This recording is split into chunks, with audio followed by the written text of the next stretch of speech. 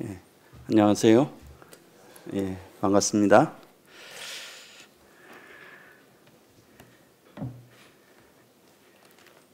예, 오늘은 그 히브리서 6장 말씀으로요. 끝까지 계속하라라고 하는 주제로 말씀을 나누도록 하겠습니다. 예, 그렇죠. 저희가 무엇을 새로운 걸 시작하기도 쉽지는 않습니다. 그러나 어떻습니까? 어떤 일을 시작했을 때 그 일을 끝까지 한다라고 하는 것은 또 더 이렇게 쉽지 않은 것 같습니다. 뭐 예를 들면 우리가 복음을 전하다가도 어떤 데 보면 낙담이 되기도 하잖아요. 그렇게 여러 번 또 관심을 가지고 기도 가운데 해도 영혼이 변화되지 않는 그런 경우들도 종종 있지 않습니까? 많죠. 그런 경우들도 있고, 뭐 어쨌든 그런 부분들이 있을 때 때로는 그런 부분에 있어서도 저희들이 낙담이 되고 포기하고 싶은 그런 마음도 뭐 저에게도 그런 생각이 들더라고요. 그와 마찬가지로 그러나 오늘 히브리서 말씀을 통해서 저희가 끝까지 계속해야 된다라고 하는 그런 부분들로 함께 말씀을 살펴보도록 하겠습니다. 히브리서 6장 9절부터 15절까지 제가 읽어드리도록 하겠습니다. 사랑하는 자들아, 우리가 이같이 말하나 너에게는 이보다 더 좋은 것, 곧 구원에 속한 것이 있음을 확신하노라. 하나님은 불의하지 아니하사 너희 행위와 그의 이름을 위하여 나타낸 사랑으로 이미 성도를 섬긴 것과 이제도 섬기고 있는 것을 잊어버리지 아니하시느니라. 우리가 간절히 원하는 것은 너희 각 사람이 동일한 부지런함을 나타내어 끝까지 소망의 풍성함에 이르러 게으르지 아니하고 믿음과 오래 참음으로 말미암아 약속들을 기업으로 받는 자들을 본받는 자 되게 하려는 것이니라. 하나님이 아브라함에게 약속하실 때 가리켜 맹세할 자가 자기보다 더 큰 이가 없으므로 자기를 가리켜 맹세하여 이르시되 내가 반드시 너에게 복주고 복주며 너를 번성하게 하고 번성하게 하리라 하셨더니 그가 이같이 오래 참아 약속을 받았느니라. 예, 히브리서 6장 9절부터 15절까지 읽어드렸습니다. 먼저 좀 이렇게 히브리서 그 본문의 말씀을 나누기에 앞서서 좀 히브리서 배경과 이런 독자들을 조금 설명을 드리도록 하겠습니다. 수년 전에 좀 히브리서를 한번 이렇게 강해를 한 적이 있는데 시간이 오래돼서 이렇게 또 잘 기억이 안 나실 것 같습니다. 히브리서의 1차적인 이 대상은 유대교의 배경을 갖고 있는 유대인들을 대상으로 썼습니다. 그러다 보니까 히브리서 이렇게 내용을 보게 되면 레위기라든가 그런 이 구약의 이런 율법, 제사에 대한 그런 부분들이 많이 나오잖아요. 그래서 히브리서는 기본적으로 유대인 배경의 유대인들을 대상으로 썼습니다. 그런데 이 히브리서를 쓸 당시 1세기겠죠. 그 당시 그리스도인들이 유대교를 떠나서 이렇게 그리스도교를 이렇게 돌이킬 때 결국은 이 배교자로 낙인을 찍히게 됩니다. 그러다 보니까 같은 유대인에게 많은 핍박을 당하게 되고 또 마치 이방인처럼 이런 취급을 이렇게 당하게 되는 것이죠. 그러면서 이렇게 많은 이런 시련을 당하게 되는 것입니다. 그래서 히브리서는 특별히 이 그리스도께서 얼마나 뛰어나신지 그런 부분들에 대해서 많은 부분 말씀하고 계세요. 뭐 여러 선지자들나 또는 뭐 모세나 이런 아론이나 제사장이나 여러 부분에서 천사들이나 이 모든 것들보다 그리스도께서 더 뛰어나시다라고 하는 부분들을 계속 히브리서에서 말씀하고 계시죠. 그러면 그렇게 해서 증거를 하면서 거기에 보게 되면 특별히 이제 이 유대인들도 모든 유대인들이지만 대상으로 보게 되면 그리스도를 믿고 따르기를 거부하는 자들이 있었고요. 완강하게 거부하는 자들이 있었고요. 또 어떤 사람들은 그 가운데서 그냥 주저주저 하는 거예요. 믿을 것이냐 말 것이냐. 믿으려고 하니까 또 이 유대교 같은 유대인들로부터 박해를 받을 것도 이렇게 염려가 되고, 그래서 이제 그런 거부하는 사람들, 믿기를 주저주저하는 사람들, 그런 자들에게는 이렇게 경고의 말씀을 하고 있습니다. 그리고 또 한 부류는 어떠냐 하면 이미 이런 믿고 따르고는 있지만 앞서서 말씀드렸듯이 이런 유대인들에게 많은 핍박과 어려움을 당하다 보니까 다시 유대교로 돌아가야 되나? 이 신앙을 계속 해야 되나 하는 그런 부분들에 대해서 막 이렇게 두려워서 흔들리는 이런 성도들이 있었던 것이에요. 그래서 그런 성도들에게는 위로와 격려를 주기 위한 것이죠. 그런 배경하에서 어떤 구절들은 이렇게 대적하고 거부하는 자들에게 쓰여진 내용이 있고, 어떤 부분들은 이렇게 믿고 있지만 그런 신앙에 있어서 두려움과 어려움으로 인해서 참 이런 흔들리고 있는 성도들을 격려하고 위로하기 위해서 쓰여진 부분들이 있습니다. 그래서 오늘 특별히 제가 나눌 부분들은 여기에 믿고 따르고 있지만 이런 핍박과 어려움이 있자 참 그런 부분들로 인해서 다시 참 그것에 대해서 이렇게 신앙이 흔들리는 성도들을 격려하고 위로해서 계속 이 신앙 안에 이 믿음의 길을 걸어가도록 격려하기 위한 그런 부분들의 내용입니다. 그래서 히브리서 6장 9절부터 10절에 보게 되면 여기에는 이렇게 사랑으로 이미 구원받은 성도들이 이런 섬기는 거에 대해서 그것을 격려하고 있어요. 다시 한번 읽어드리면은 사랑하는 자들아. 그러니까 여기에 이제 사랑하는 자들은 믿음 안에 있는 자들이죠. 그 대상이 믿음 안에 있는 자들입니다. 사랑하는 자들아, 우리가 이같이 말하나 너에게는 이보다 더 좋은 것 곧 구원에 속한 것이 있음을 확신하노라. 특별히 히브리서 앞부분에 보게 되면 히브리서 6장 그 4절부터 6절 앞부분에 보게 되면 그런 내용이 나옵니다. 한 번 빛을 받고 하늘의 은사를 맛보고 성령에 참여한 바 되고 하나님의 선한 말씀과 내세의 능력을 맛보고도 타락한 자들은 다시 새롭게 하여 회개하게 할 수 없나니 이는 그들이 하나님의 아들을 다시 십자가에 못 박아 드러내놓고 욕되게 함이라. 여기에 있는 말씀들은 뭐냐면 배도자들이에요. 아까 이제 10절에서는 이 사랑하는 자들, 정말 구원받고 그 안에서 섬기면서 하나님 보고 섬기는 그런 사람들을 10절에서는 말씀하고 있고, 여기서는 어느 순간에는 주님을 믿었다고 이렇게 따르는 것 같지만 마치 가룟 유다 같은 사람들, 뭔가 이 깨달은 것 같고 믿은 것 같고 했었지만 완전히 돌아서는 이런 배도자들에 대한 여기엔 경고의 말씀을 하고 있거든요. 그러면서 아까 말씀드렸듯이 여기에 보게 되면 사랑하는 자들아 우리가 이같이 말하나, 또 이같이 말하는 이 앞부분에 말한 그런 내용일 수도 있는 것입니다. 이런 엄한 경고들. 그러면서 뭐라고 하고 있느냐 하면은 우리가 이같이 말하나 어떻습니까? 너희에게는 이보다 더 좋은 것 곧 구원에 속한 것이 있음을 확신하노라. 그러니까 너희들은 구원받은 자들이다. 정말 거듭난 자들이다라고 하는 그런 부분들을 말씀하고 있는 것이죠. 그러면서 이렇게 구원받았으면 거기에 뭔가 증거가 있잖아요. 분명히 뭔가 나타나는 것이 있다는 것이죠. 그러면서 이제 10절의 말씀이 하나님은 불의하지 아니하사 너희 행위와 그의 이름을 위하여 나타낸 사랑으로 이미 성도를 섬긴 것과 이제도 섬기고 있는 것을 잊어버리지 아니하시느니라. 특별히 이 구원받은 자들의 특징이 나온다는 거예요. 너희에는 더 나은 구원에 속한 것이 있는 것이 확신하는데 그것이 무엇이냐? 이 증거로 나타났다는 것이죠. 그러면서 그 너희의 행위, 그 삶이 바뀌었다라는 거예요. 구원받으면 특징이 이 삶이 바뀌잖아요. 예전에는 전 죄악으로 치우쳤지만 어떻습니까? 이 구원받게 되면 성령님이 안에 들어오시잖아요. 그러면서 어때요? 죄를 싫어하고 하나님께서 기뻐하시는 뜻을 살아가기를 원하고 그런 선한 소원이 생기잖아요. 그러다 보니까 삶이 변하는 거예요. 행위가. 예전에 더러운 행실에서 깨끗한 삶으로 돌이키는 거죠.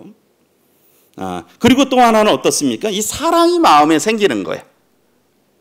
하나님께 대한 사랑, 주님께 대한 사랑, 그리고요 믿는 성도들에게 형제 자매들에 대한 사랑이 나타나는 것이죠. 그러면 사랑에는 동반되는 게 무엇입니까? 사랑의 수고가 나타나잖아요. 사랑의 섬김이 나타나는 거예요.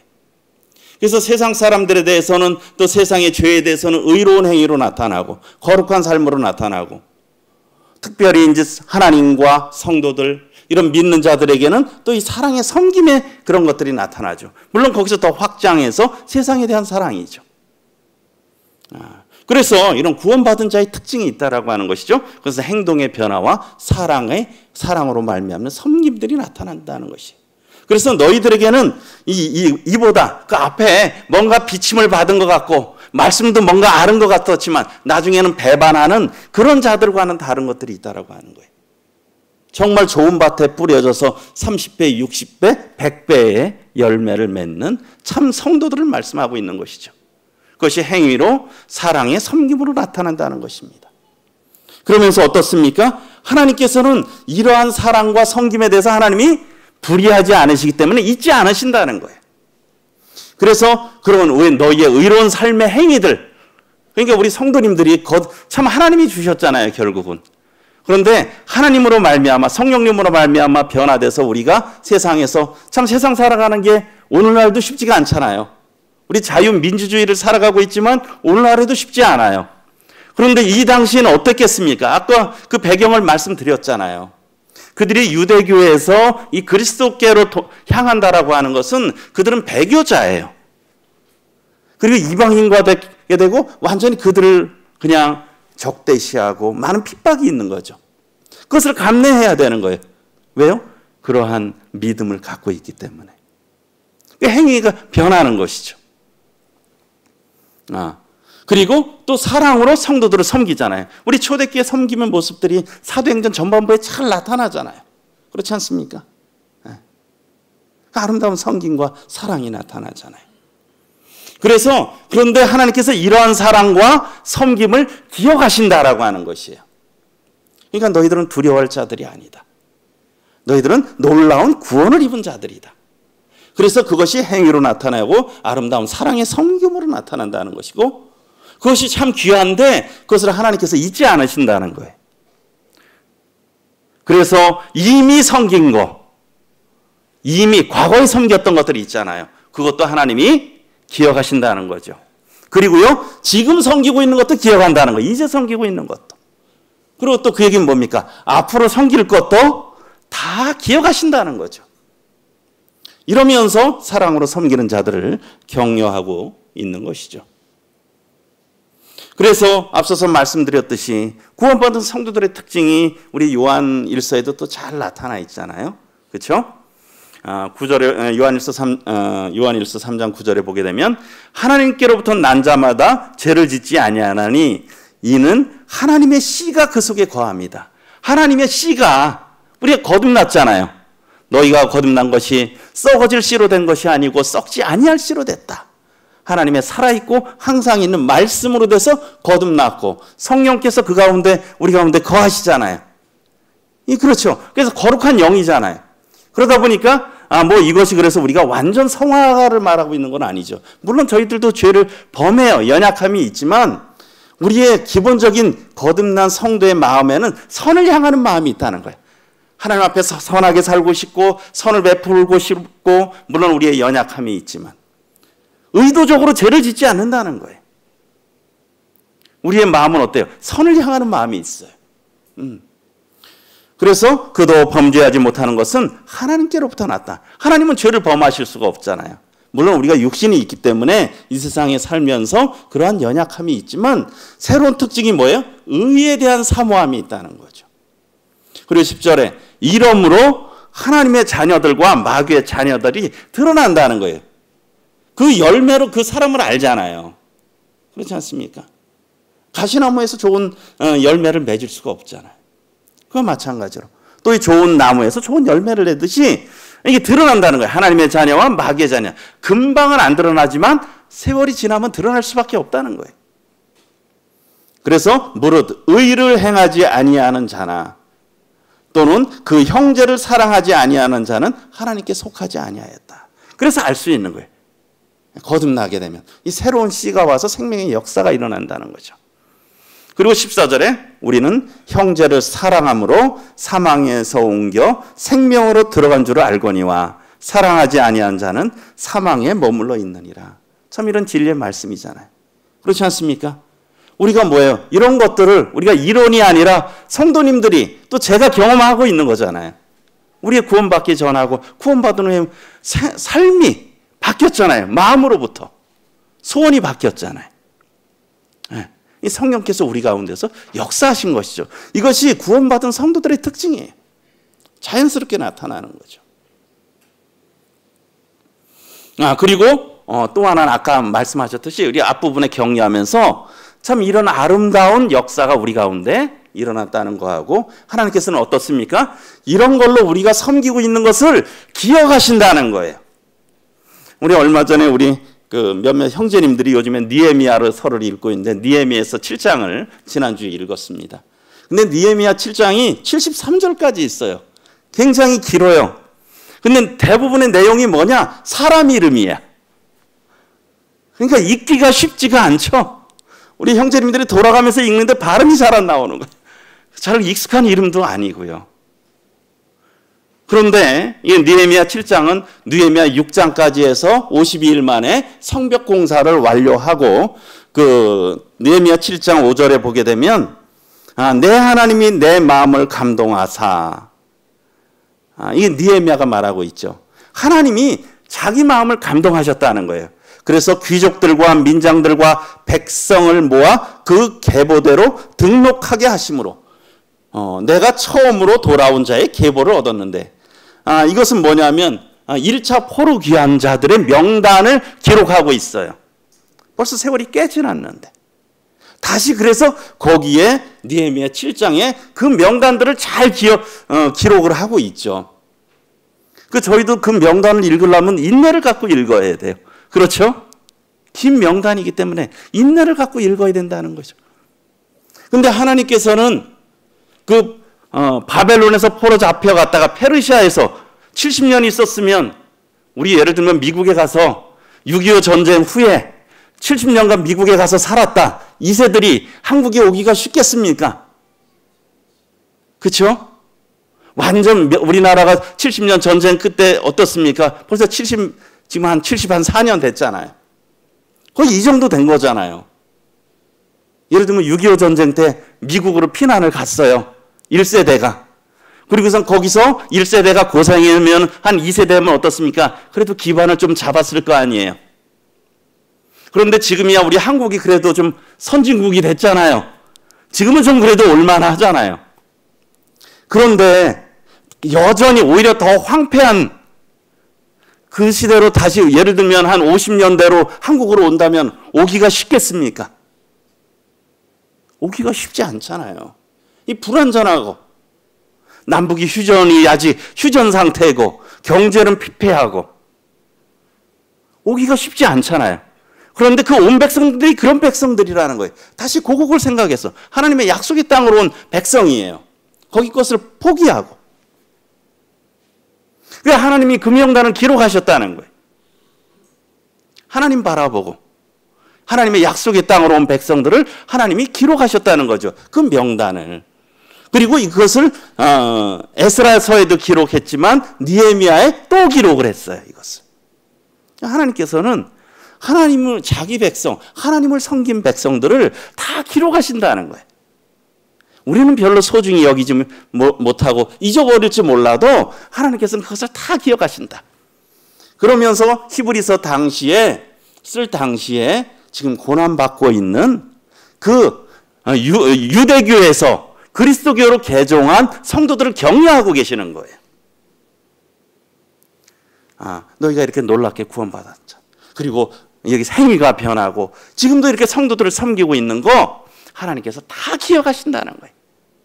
이미 섬겼고 지금 섬기고 앞으로 섬길 것도 다 기억하신다는 것이죠. 그래서 어떻습니까? 이 일을 계속 하라는 거죠. 지금 쉽지 않지만 힘들 수도 있지만 때로는 두려움이 있어서 다시 돌이킬까 그냥 적당히 그냥 다시 유대교로 그냥 합류할까 그냥 그 신앙을 그대로 속으로만 갖고 있고 그러나 하나님께서는 다 기억하신다는 거죠. 그러면서 히브리서 6장 11절부터 12절까지는 그래서 말씀하고 있는 게 뭐냐?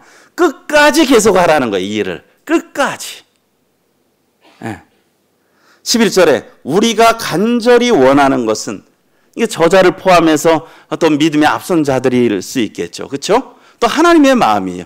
우리가 간절히 원하는 것은 무엇입니까? 너희 각 사람이, 우리 물론 교회로 섬기는 것도 참 중요합니다. 그러나 하나님이 보시기에는 어떻습니까? 다 각 사람의 신앙이 중요한 거예요.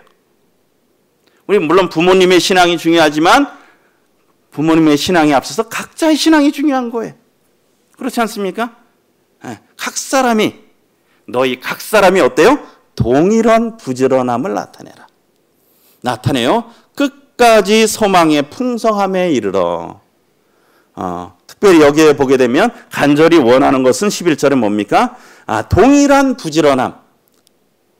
이거는 모든 각 사람이 또 동일한 부지런함일 수도 있고요.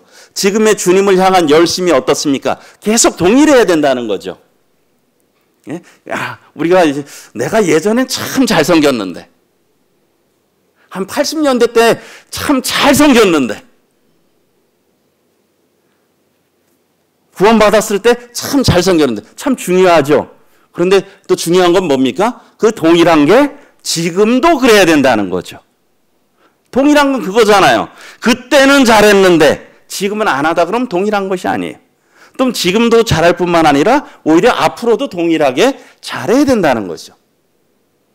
그리고 특별히 한두 성도만 열심히 하는 게 아니라 어떻습니까? 모든 성도가 동일하게 각 사람이 열심히 해야 된다는 거예요. 동일한 부지런함을 나타내서 어떻습니까? 끝까지 소망의 풍성함. 그러니까 그 소망에 대해서 아주 마음에 그것이 아주 가득 차 있는 거죠. 그러면서 생각을 해보게 될 때 우리가 이 부지런하다는 게 쉽지가 않죠. 부지런하다는 게 쉽지가 않아요. 저도 이렇게 아이들을 이렇게 가르치다 보면 아이들이 가장 좋아하는 게 뭔지 아십니까? 집에 가고 싶다는 거고요. 그리고 뭡니까? 집에 가서 뭐 할래? 침대에 누워서 휴대폰 보고 싶대. 우리 어른들도 그렇지 않습니까? 혹시? 가장 좋은 거. 부지런하기가 참 쉽지가 않아요. 우리는 기본적으로 그냥 게으르고 싶고 안주하고 싶어요. 그렇지 않습니까? 이런 죄성을 가지고 있어요. 이런 연약함을 갖고 있다는 거죠. 그러면은 어떤 것을 계속 하려면 어떻게 해야 되겠습니까? 뭔가가 보이는 게 있어야 되는 거야. 목표가 있어야 되고 소망이 있어야 된다는 거죠. 그렇지 않습니까? 우리 아이들이 힘든데 왜 열심히 공부합니까? 어떤 그런 미래에 대한 소망이 있잖아요. 그리고 우리 직장인, 요즘은 자매님들도 여자분들도 많이 하시지만 우리 형제님들, 남자분들 직장에서 열심히 일하시잖아요. 그렇죠? 매달 무엇을 기대하십니까? 월급날을 소망하잖아요. 그 바라는 것이 있잖아요. 그러니까 그것을 참고 새벽에 나가서 밤늦게 회사에 나가서 시달리면서 그 일을 하고 있잖아요. 왜? 그것을 통해서 우리의 가족들이 어떤 안정된 평안한 생활을 할 수 있다라고 소망하니까 그 수고를 감당하는 거예요. 그게 없다면 굳이 그렇게 새벽같이 나가서 밤늦게 스트레스 받으면서 그렇게 할 필요가 없잖아요. 이 소망이라는 거예요. 소망이 사람을 이렇게 움직이는 것이죠. 그래서 데살로니가전서 1장에 보게 되면 데살로니가 성도들에 대해서 말씀하면서 그 믿음에는 무엇이냐, 이게 따라다니는 단어가 있죠. 믿음에는 역사가 일어나잖아요. 예? 믿음에는 역사가 일어나요. 저희들이 믿음으로 구원받을 때 어떻게 구원의 역사가 일어나잖아요. 우리가 어떤 것을 믿음으로 드려졌을 때 거기에 역사가 일어나잖아요. 그렇지 않습니까? 믿음에는 역사가 따르고요. 그리고 사랑은 무엇이 따르냐? 사랑에는 수고가 따르죠. 사랑에는 수고가 따라요.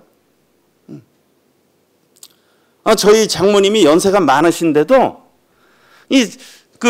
저희하고 자식들을 위해서 어떤 때 이렇게 음식을 이렇게 준비해 주셔요. 진짜 안 아프신 데가 없잖아요. 그렇잖아요? 그런데도 음식을 준비해 주셔. 왜 준비해 주실까요? 자녀들이 어때요? 사랑스럽잖아요. 그러니까 이 자녀들이 그것을 맛있게 먹는 것을 보면서 큰 행복을 느껴. 이 사랑에는 무엇이 따르냐? 수고가 따른다는 거예요. 그렇죠? 우리 형제님들 퇴근하다가 정말 힘들어도 자식들이 그냥 조금 아이들이 환하게 뛰어나오면 어떻습니까? 그 피곤이 확 풀리잖아요.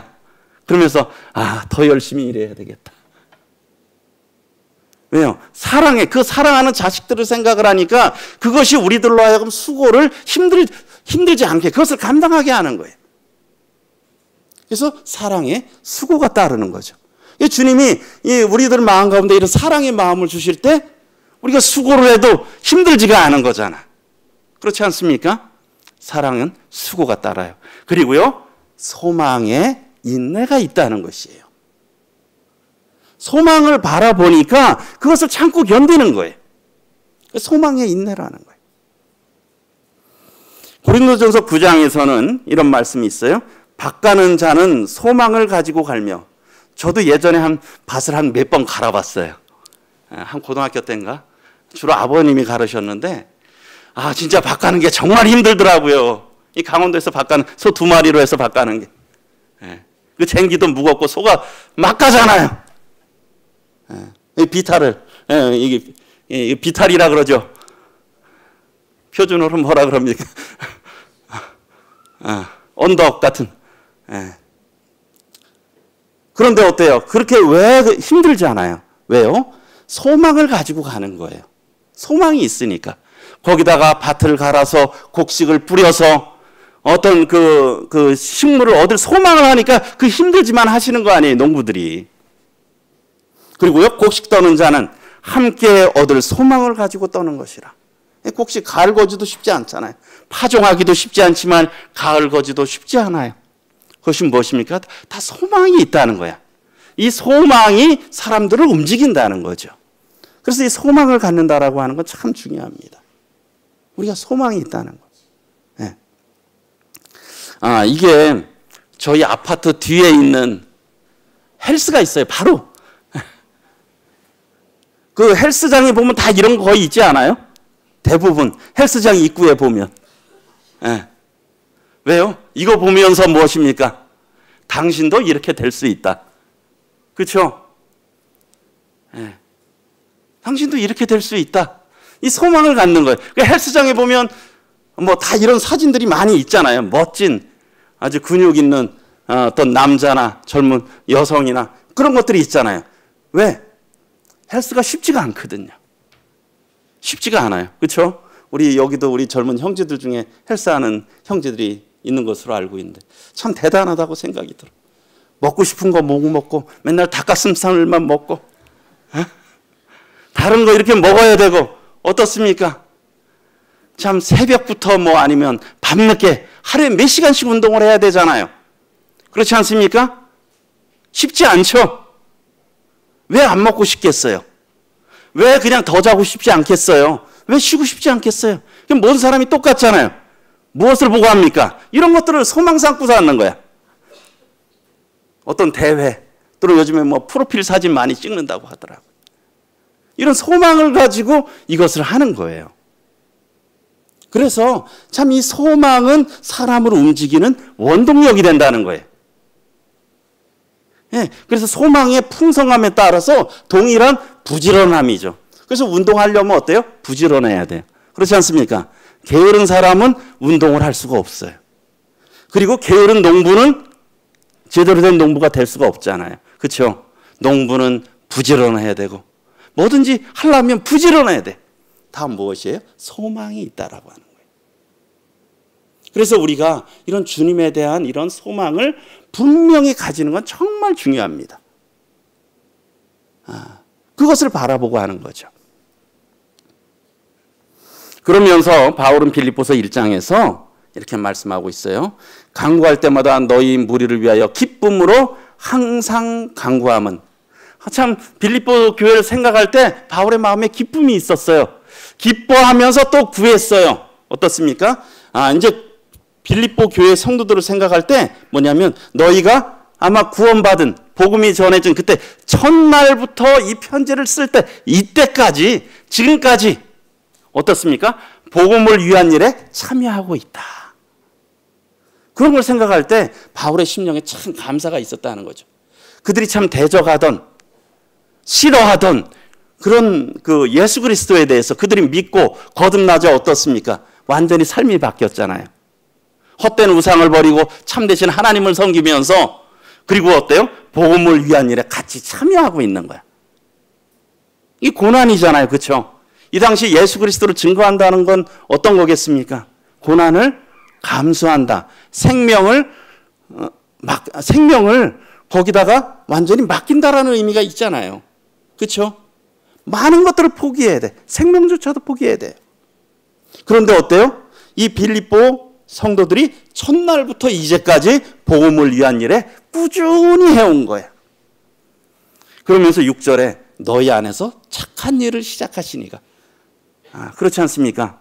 우리가 이거 의지로 하는 게 아니잖아요. 성도님들도 어떻습니까? 구원받고 나니까 마음이 바뀌기 시작하잖아요. 그렇죠? 착한 일이 시작됐잖아요. 하나님이 착한 일을 시작하셨어요. 하나님이 착한 일을 시작하시니까 어때요? 그리스도의 날까지, 주님이 부르시는 날까지, 마지막까지 이루실지를 우리가 확신한다 하면서 또한 이 일을 위해서 기도하는 거죠. 바울은. 성도들이 이것을 끝까지 하기를. 이것이 우리를 향한 또 하나님의 기도라고 하는 것이죠. 하나님의 참 바람이시죠.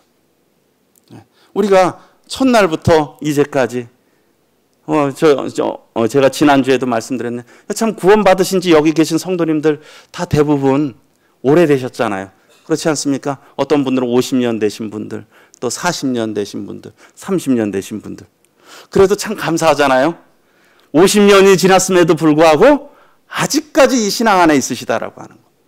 40년이 지나도 30년이 지나도 또 소망하시는 건 무엇이겠어요? 주님이 부르실 때까지 여기 계시기를 원하시는 거 아니겠습니까? 우리 모든 성도님들이 저 역시 소망하는 거잖아요. 첫날부터 이제까지 우리가 참 이런 복음으로 한 일에 참여하고 있다라고 하는 거 참 감사한 것이죠. 그리고 우리 가운데 착한 일을 하나님께서 시작하셨어요. 그리고 또한 하나님께 저희가 구하는 것은 어디까지? 우리가 그리스도의 날까지 이 일을 계속해야 된다는 거예요. 중도에 포기해서는 안 된다는 거죠. 그러면서 계속 끝까지 계속하라라고 하면서 12절에 그래서 우리가 간절히 원하는 것은 너희 각 사람이 동일한 부지런함을 나타내서 끝까지 소망의 풍성함에 이르러 소망을 갖게 될 때 어때요? 그럴 때 12절에 게으르지 않는다는 거예요. 우리의 몸은 게으르고 싶어해요. 안주하고 싶어해요. 이만큼 했으면 됐지. 내가 이제까지 섬겼으면 이제는 좀 쉬면서 우리 좀 더 이제 젊은 사람들이 할 수 있도록 하고. 그렇지 그런 분이 안 계시겠지만 말입니다. 그래서 게으르지 아니하고 부지런해야 된다는 것이죠. 게으르지 아니하고 그래서 잠언에 보게 되면 그런 어리석은 자나 이런 거짓말하는 자 그런 자들의 이런 죄를 많이 책망하지만 그 다음에 많이 나오는 잘못이 뭡니까? 게으른 자입니다. 게으른 자. 세 번째가 게으른 자라 그래요. 그런 부분들. 게으름이 이게 죄라고 하는 것이죠. 근데 우리에게는 그런 속성이 있다는 거예요. 게을러지고 싶은. 그래서 게으르지 아니하고 믿음과 오래 참음. 믿음은 계속 전진해 나가는 것이잖아요. 그렇죠? 계속 개척해 나가는 거예요. 뭔가를. 그리고 거기에는 이게 쉽지가 않다는 거예요. 이 당시 성도들이 얼마나 쉽지 않아 어려웠겠어요. 1세기 성도들이 얼마나 어려웠겠습니까? 그래서 이 신앙을 지키기 위해서는 오래 참음이 필요한 거예요. 그리고 그 앞에 뭐예요? 무조건 오래 참는 것이 아니죠. 우리는 무조건 참는 게 아니에요. 거기에는 믿음이 있다라고 하는 거예요. 하나님께 대한 믿음. 오래 참음으로 말미암아 이런 약속들을 기업으로 받는 자들을 본받는 자 되게 하려 함이라. 그러면서 1세기 성도들에게 이렇게 말씀하면서 너희들이 시작이 아니라는 겁니다. 너희의 앞선 세대들이 있었다는 거예요. 무엇입니까? 특별히 이 구약의 세대들, 많은 세대들이 있었잖아요. 그리고 앞선 세대들이 있었잖아요. 또 우리 주님의 삶이 그러셨잖아요. 그래서 뭐야?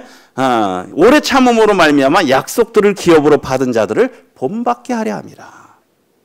참 하나님의 말씀이 참 감사하죠. 그렇지 않습니까?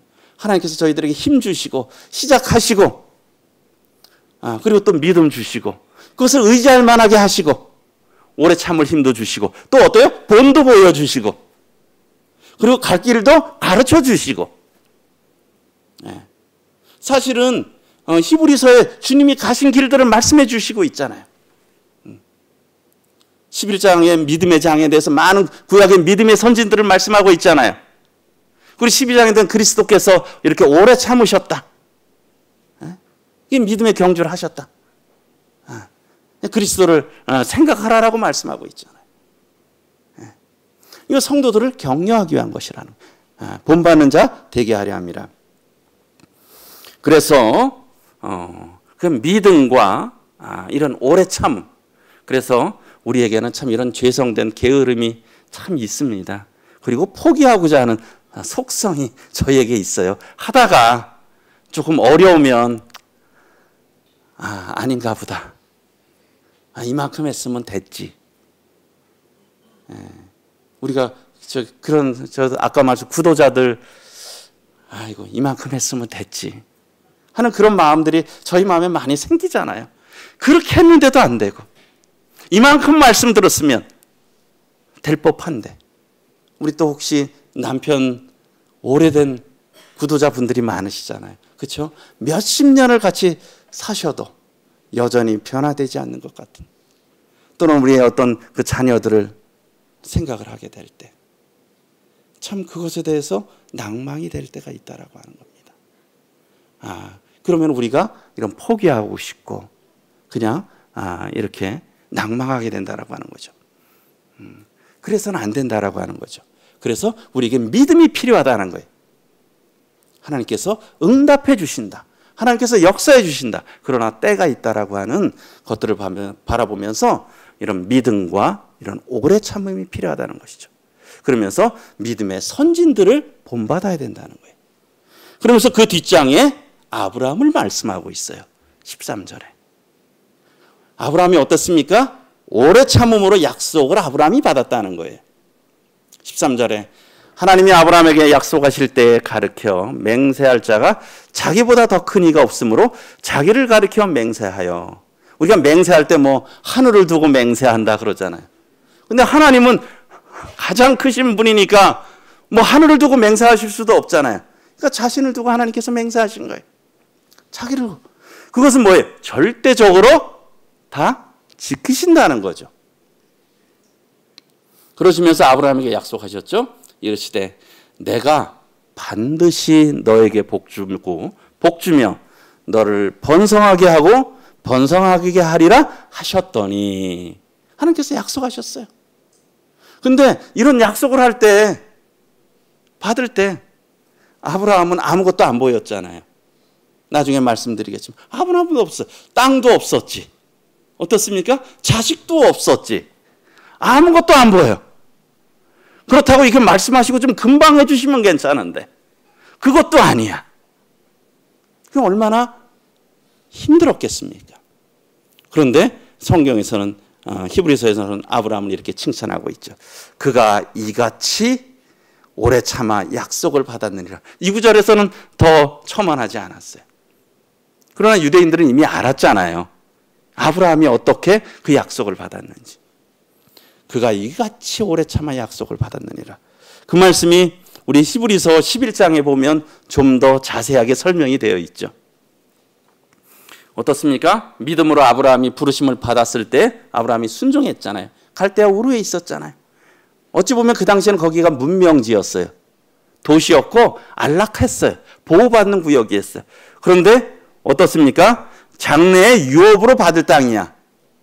그러니까 아브라함 때 줄 수도 있고 안 줄 수도 있고 언제 줄지를 모르는 거예요. 하나님이 주시기는 주신다고 했는데 아브라함은 아마 떠날 때 그런 생각을 했을 수도 있을 것입니다. 아마 내 시대에 주실 것이다. 그런 생각을 했을 수도 있겠죠. 하나님이 때는 말씀을 하지 않으셨으니까. 그런데 어때요? 어쨌든 장래 유업으로 받을 땅이었어요. 그래서 그리 나아갔잖아요. 가나안 땅. 그래서 우리가 가나안 땅을 무슨 땅이라 그럽니까? 약속의 땅이라고 하잖아요. 약속의 땅이에요. 우리가 이미 이룬 건 약속하지 않잖아요. 그렇죠? 제가 이미 누구한테 뭐 자식들한테 오늘 밥을 해서 밥을 한번 사줬어요. 그럼 제가 오늘 저녁에 약속할 필요 있습니까? 내가 오늘 밥 사줄게. 필요 없죠. 이미 사줬는데. 어떻습니까? 내일 있을 거에 대해서 약속하는 게 약속이잖아요. 아직 이루어지지 않은 거예요. 이게 약속의 땅이잖아요. 그래서 가나안이 약속의 땅이라고 그러잖아요. 네, 그 약속을 받고 간 거죠. 나아갈새 어떻습니까? 그런데 어때요? 그가 하나님이 가야 되는데 어디로 가야 될지도 사실 몰랐어요. 갈 바를 알지 못하고 그냥 나아갔어요. 하나님이 가다가 서라 하면 어떻습니까? 거기 서야 되는 거예요. 여기 머무르라 하면 여기 머물러야 되는 거죠. 참 우리 인생이 힘든 게 그거지 않습니까? 아, 이걸 가야 돼 말아야 돼. 그렇지 않습니까? 인생의 선택이 있을 때 이것을 내가 해야 돼 말아야 돼.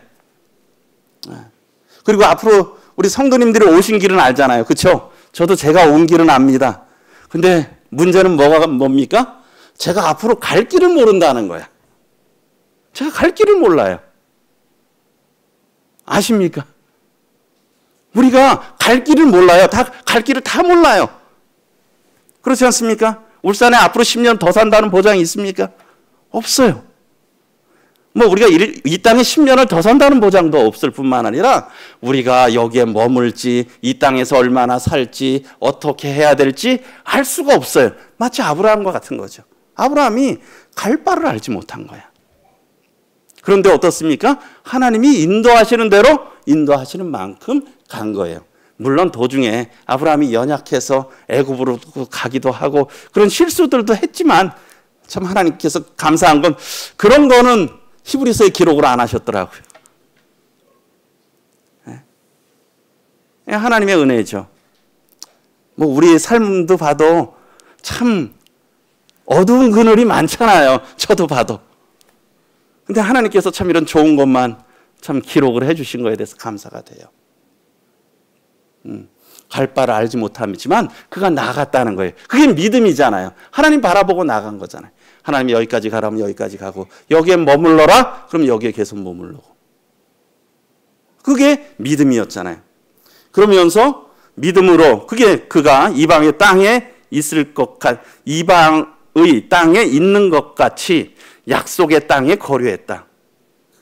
약속의 땅인데 그 땅은 지금 아직은 내 땅이 아니에요. 그렇죠?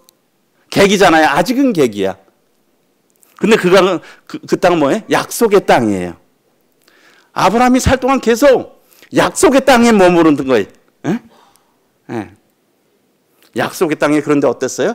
거기에 계속 거류했다는 거예요. 우리는 지금 약속의 땅을 바라보면서 지금 여기 거류하고 있는 거 아닙니까? 우리가 자꾸 애굽으로 가려고 해서는 안 된다는 거예요. 블레셋으로 가려고 해서는 안 된다는 거죠. 우리에겐 그런 속성이 있어요. 환경을 보면 자꾸 흉년이 들었을 때 제가 그 창세기를 언젠가 읽으면서 인생의 흉년이 들 때 그 아브라함이 애굽으로 간 걸 보면서 나의 삶에 흉년이 들 때 애굽으로 가서는 안 되겠다. 제가 그렇게 성경에다 이렇게 기록해 놓은 적이 있는데 우리의 삶에 흉년이 들 때 우리는 자꾸 애굽으로 가려고 하는 그런 속성이 있는데요. 근데 어떻습니까? 약속의 땅에 계속 머물러 있었다는 거죠. 뭡니까? 그 신앙의 믿음 안에 계속 있었다는 거예요. 그리고 어떻습니까? 자기만 머물렀을 뿐만 아니라 이삭과 야곱과 3대가 실제적으로 그 장막에 이 텐트잖아요. 방랑의 세월이잖아요. 여기에 머물렀다는 거죠. 왜요? 거기가 약속의 땅이었기 때문에. 그래서 하나님께서 그래서 이것을 통해서 결국 이 죽은 자와 같은 사라도 죽은 자가 같았고 아브라함도 이미 100세가 됐지만 죽은 자 같은 죽었지만은 그로 말미암아 많은 후손이 생육하게 됐다. 하나님께서 이런 놀라운 약속을 이루셨죠. 그러면서 제가 생각한 건 사람이 생각하기에 너무 오래 아닙니까? 그렇죠? 아브라함이 75세에 부름받아서 100세의 자식을 주셨으니까 그것만 해도 25년, 자식을 얻는데 25년 걸렸어요. 그렇죠? 그리고 땅을 얻는 데는 얼마나 걸렸습니까? 400년이 넘게 걸렸잖아요. 그렇죠? 400년이 훨씬 넘게 걸렸어요. 몇 대가 지나서 그 땅을 얻었잖아요. 그것도 사람들이 생각을 하지 못한 방법이잖아. 어떻게 그렇게 될 수가 있었을까? 그런데 하나님께서는 그 가운데 역사하고 계셨잖아요. 언제요? 하나님의 때. 아브라함의 때에는 25년도 참 길었고 400년은 상상도 할 수 없었죠. 그러나 그때가 하나님의 때라 하는 것이. 하나님의 때, 누구의 방법으로? 하나님의 방법으로. 사람의 방법이 아니라 하나님의 방법으로. 우리가 낭망하는 이유들은 우리의 때가 있는 것 같아요. 이 정도 했으면 됐을 텐데. 이 정도 방법이래요. 이 정도면 될 만한 방법인데. 근데 이때도 안 되고 이 방법도 안 돼. 그러면 어떻게 됩니까? 우리의 마음엔 낙담이 되는 거예요. 그런데 하나님의 때와 하나님의 방법은 다르시다는 거죠. 그래서 오래 참고 기다리는 게 믿음이라는 것이죠. 하나님의 때가 있다는 것이죠. 사도행전 7장인가요? 스데반이 설교를 하지 않습니까? 스데반이 설교를 했는데 거기에 이스라엘 역사를 쭉 얘기하면서 모세를 말하면서 어떻습니까? 모세가 40이 되매 자기 백성을 구원할 생각이 들었더라. 40살에 그 생각이 들었어요. 그래서 자기 동족을 치는 애굽 병사를 쳐 죽였죠. 그러면서 속마음에 어떻습니까? 하나님이 나를 통해서 이 백성을 구원하리라고 생각을 했는데 그 백성들은 어떻습니까? 그 다음날 또 이렇게 나가보니까 내가 어제 애굽 병사를 쳤듯이 우리를 또 치려고 하느냐, 너가 우리의 지도자가 되려고 하느냐 하면서 반발을 했잖아요. 그러다 보니까 모세가 어디로 갔어요? 미디안으로 40년간 갔잖아요. 거기서 이제 완전히 노인네가 다 되고 애굽의 학식도 다 잊어버리고 모든 것이 다 없을 때 그때 하나님께서 그 모세를 부르셨더라. 모세의 때는 어떻습니까? 한 40 됐을 때 아니겠어요? 그래도 나 힘 있을 때, 그래도 뭔가 리더로서 뭔가 뭔가가 있을 만할 때 생각했을 거 아니에요? 대부분의 사람들도. 근데 하나님의 때는 그때가 아니었어요. 40년을 더 보내셨겠어. 왜? 하나님의 때가 안 됐기 때문에. 우리의 모든 일들에는 하나님의 때가 있다고 생각됩니다. 갈라디아 4장에서도 때가 되면 예수께서 이 땅에 오셨다 그랬잖아요. 때가 되면 하나님의 때가 있는 것이죠. 그래서 우리가 이 신앙이라고 하는 건 계속 기다림이라는 거예요. 포기하지 말라는 거죠. 그래서 이제 교훈의 말씀을 좀 드리겠습니다. 그래서 제가 오늘 끝까지 계속하라라고 하는 말씀이었는데요. 히브리서 6장 9절부터 10절까지는 사랑으로 섬기는 자들에 대해서 격려하고 있습니다. 구원받은 자들은 어떻습니까? 행동의 변화와 또 이런 사랑의 섬김, 이런 것들이 있잖아요. 이걸로 섬기는 거예요. 이런 걸로 들여가는 거죠. 그런데 하나님께서 어떻습니까? 이러한 사랑과 섬김을 하나님이 기억하신다는 겁니다. 그래서 하나님 기억하면서 이것이 아름다우니까 이 일을 계속하라는 거예요. 그러면서 어떻습니까? 이것을 11절, 12절은 끝까지 계속하라라고 하는 것입니다. 중도에 포기하지 말라는 거죠. 그러기 위해서 어떻습니까? 이 소망을 가지고 하나님이 소망이시라는 거예요. 때가 되면 하나님께서 하신다는 거예요. 그것이 소망이잖아요. 하나님이 신실하심을 아브라함을 통해서도 보여주셨고 믿음의 선진들을 통해 보여주셨다는 거죠. 그렇기 때문에 이런 소망 가지고 우리가 낙담하지 말고 동일한 부지런함을 어떻게 해요? 계속 끝까지 하라라고 하는 것이죠. 그리고 믿음과 오래 참음에 있어서 이런 믿음의 선진들을 본받으라는 거예요. 히브리서 11장에 많은 믿음의 선진들이 있잖아요.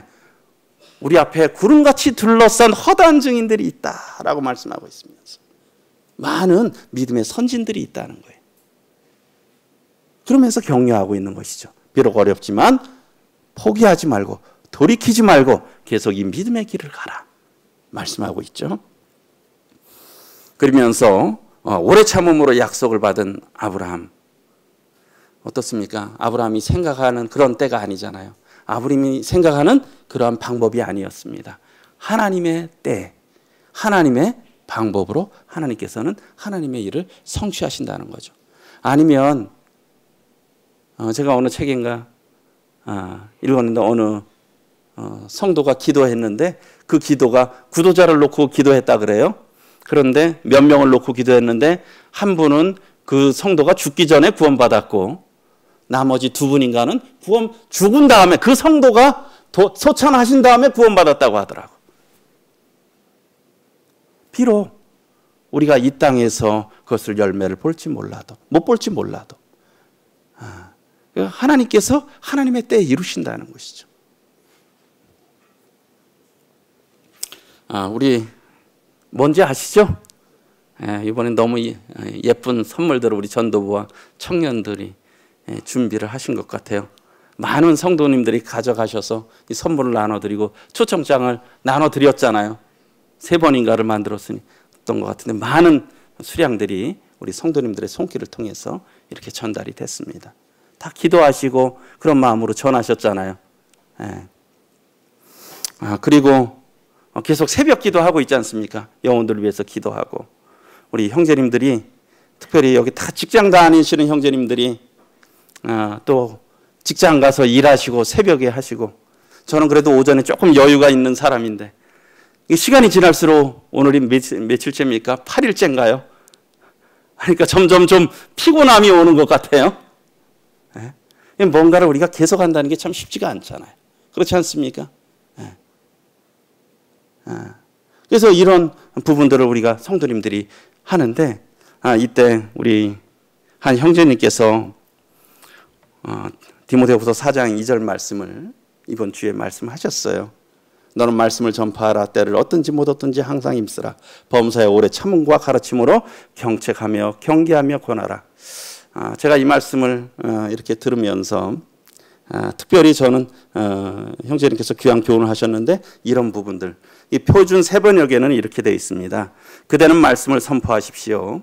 기회가 좋든지 나쁘든지 꾸준하게 힘쓰십시오. 꾸준하게 힘쓰십시오. 기회가 좋든지 나쁘든지 그냥 한두 번 하고 마치는 게 아니라 꾸준히 힘쓰십시오. 그 다음에 끝까지 참고 가르치면서 책망하고 경계하고 권하십시오.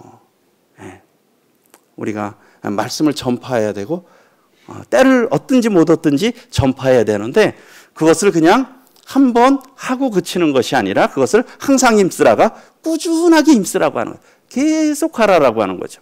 그리고 어때요? 다 받아들이지 않잖아요. 그 이후에 보게 되면 이 사람들이 받아들이질 않아요. 그러니까 어때요? 참는 게 필요해. 끝까지 참고. 말세에 사람들이 귀가 가려워서 자기에게 좋은 얘기만 듣는 거야. 이 복음의 말씀을 안 듣는 거야. 그러다 보니까 한 번 얘기하고 그럼 듣기 싫으면 말하라. 그런 것들이 아니라 계속 끝까지 우리가 참고 인내가 필요하다는 거죠. 이렇게 말씀을 하고 계십니다. 그래서 하나님께서 약속하셨습니다. 뿌린 자는 반드시 거둔다. 우리 같이 한번 읽어보겠습니다. 시작. 눈물을 씨를 뿌리는 자는 기쁨으로 거두리로다. 울며 씨를 뿌리러 나가는 자는 반드시 기쁨으로 그 곡식단을 가지고 돌아오리로다. 눈물을 흘리며 참 이게 쉽지 않다라고 하는 거잖아요. 그렇죠? 참 쉽지 않다는 거예요. 그런 마음으로 씨를 뿌리는 자는 주님이 기쁨의 단을 거둔다고 약속하셨고 울며 씨를 뿌리러 가는 자는 반드시 기쁨으로 곡식단을 거두어 온다. 이것이 하나님의 약속의 말씀이에요. 저희 신앙이라는 것이 무엇입니까? 약속의 말씀을 따라서 들여져가는 게 신앙이잖아요. 이 말씀이 이루어질 때까지. 우리 한 부분 더 보고 마치겠습니다. 시작. 함께 읽어보겠습니다. 시작. 우리가 선을 행하되 낙심하지 말지니 포기하지 아니하면 때가 이름에 거두리라. 특별히 우리가 포기하지 아니하면 때가 이름에 거두리라. 하나님이 약속하셨어요. 우리가 선을 행하되 우리가 낙심하지 말라는 거죠. 포기하지 않으면 우리가 어떤 것이 안 되는 것은 무엇입니까? 포기하기 때문에. 그래서 우리가 끝까지 포기하지 않으면 때가 이름에 거둔다. 그것이 비록 더딜지라도 기다리라고 하박국에서 말씀했지 않습니까? 더딜지라도 기다리라. 예. 그래서 우리가 계속 주님 바라보면서 계속 기도하면서 이 선한 믿음의 경주를 계속해야 될 것입니다. 예, 이상으로 말씀 마치도록 하겠습니다. 감사합니다.